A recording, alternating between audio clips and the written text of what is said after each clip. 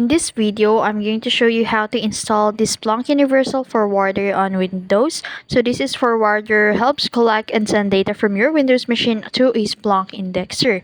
So allowing you to monitor logs and system activity efficiently.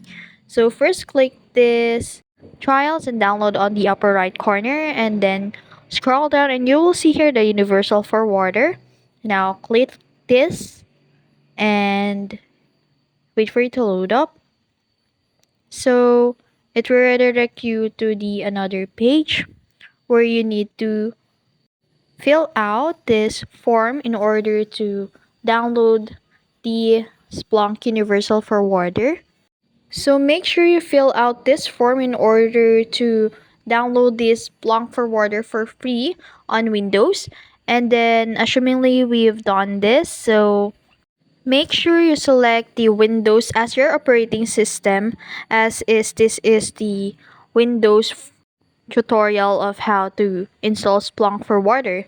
So now, once the download is complete, on the upper right corner, besides the extension, I think, you will be able to see there the download file if you're using a Chrome.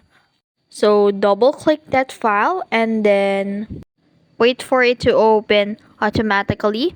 But if you want a manual finding of the download file, you can locate it to your computer browser and then locate it to the download section and make sure it's on the .msi file and just simply double click on it to open it and then click next to on the welcome screen and then accept the license agreement and click next, and then you can install it in the default location. And after that, choose whether to run the Splunk Forwarder as local system or a specific user. So if you're using a specific user, you can enter the Windows username and password. And you will be prompted to enter the Splunk indexer's IP address at host names and then enter the port number. So the default is the 9997 to send data. And then after that, click next to proceed.